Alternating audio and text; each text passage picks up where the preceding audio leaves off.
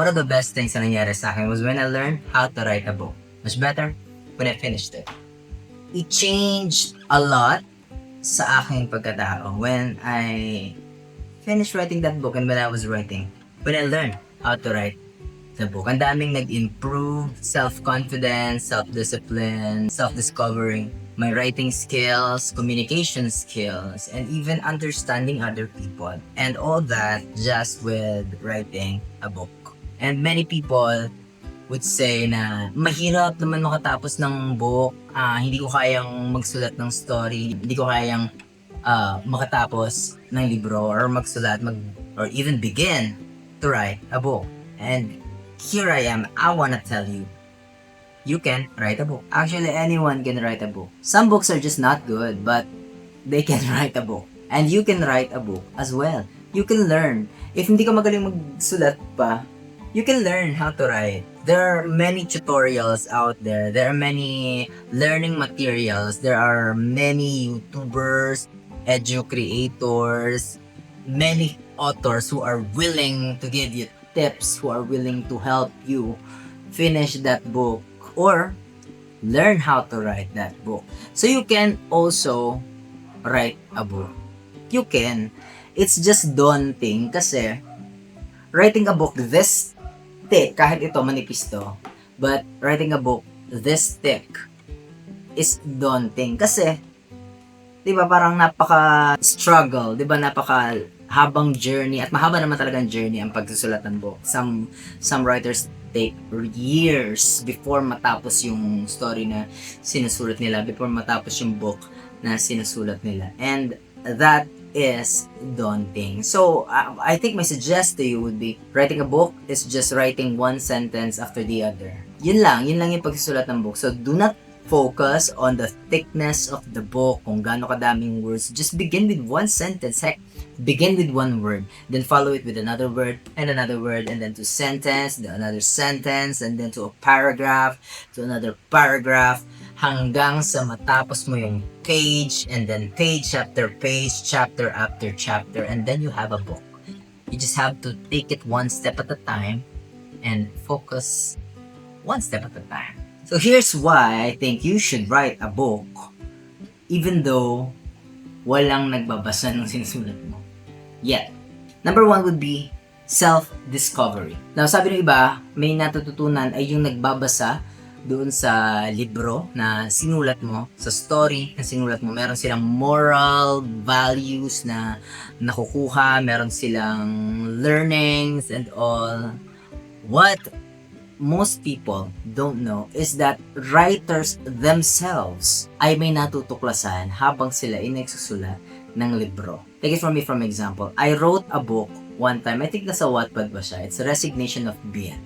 That story was about a personal experience kung saan ibinungos ko doon yung emosyon ko, yung galit, yung inis, yung tampo doon sa libro na yun. Hanggang sa natapos ko yung book and I realized na those people na kiniinisan ko, those people na dahilan kung bakit ko sinulat yung book, they're not at fault. They're not at fault. Hindi sila may kasalanan. Hindi sila yung kalaban and all. So there are self-discoveries na mag-improve sa'yo when you write a book. May matututunan ka, even you as a writer. Hindi lang yung mga nagbabasa. That way, mas nag-i-improve yung pakikitungo mo sa tao. Kasi lumalawak yung pananaw mo sa emosyon, sa morals, lumalawak yung pananaw mo with other people. So, by that, lumalawak yung experience and learning mo with regards to communication. So, mas mag-i-improve yun. So, you learn a thing or two when you're writing a book. Number 2, self-confidence. Nakakayabang ang makatapos ng libro because not everyone, and I repeat, not everyone can finish a book. And if you do that, if you've done that, if natapos mo yung book mo, nakakayabang, nakakataas ng self-confidence. Imagine, you finish the book. Napakahirap gawin. Also, ang sarap pag malaki. Pag ipapakilala mo yung sarili mo, you're a published author. Or even if you say you're an author na nakapag-publish ng book sa mga writing platforms, it's a big thing. Huwag niyo minamaliit yung mga nakakapagsulat sa mga writing platforms. Even writing platforms, you can call yourself an author. You're just not a published author yet. Physically, published author. No? But you're still an author kasi nakatapos ka ng isang story, ng isang book. Diba? So, nakakataas ng self-confidence when you write a book. Number 3. Nagle-level up yung writing skills mo. Alam nyo ba kung gaano ka-importante ang writing skills? It is one of, perhaps the most important thing you can learn or you should improve. Diba? Your writing skills. Because sa mundong ito, everything is about writing. Diba? Mag-resign ka, writing skills. Mag-a-apply ka ng work, writing skills. Diba? You're going to draft something, writing skills, email and all. Copywriting. Even copywriting. What is copywriting? Copywriting is just a form of selling through words, through written words, diba? And if you improve your writing skills, nag-improve ka. It's not just like constructing sentences, constructing paragraphs. It's not just about grammar. It's about how you speak through your writing, communication through your writing. So when you write a book, you improve on that skill. And communication is really very, very important sa napakadaming bagay. I mean, even sa mga chats, even sa mga personal messages mo, communication skills through writing is very important kasi napakadaling ma-misunderstand yung mga sinasabi natin through writing. But if your writing skills improve, tumaas yung writing skills mo, you have a very high level of your communications through writing skills, you're already way better than most people. Number 4. It can start conversations. If this is your thing. Kasi madaming writers ang introvert na hindi masisimulan ng conversation. But if you want to start a conversation or even if you're an introvert and wala kang masabi, this can be the start of your conversations. Diba? Pwede mong ikwento yan, lalo na kapag nagtanong sila, pag nabanggit or pag naipakilala ka bilang isang author, it can start conversations. Pwede nga dyan umikot yung inyong usapan and who knows, maybe that is the start of your networking era, di ba? And network is very important, by the way, sa ating buhay. You know the saying, it's not about what you know, it's about who knows you. So networking really matters and it can start from your book. From that conversation about your book.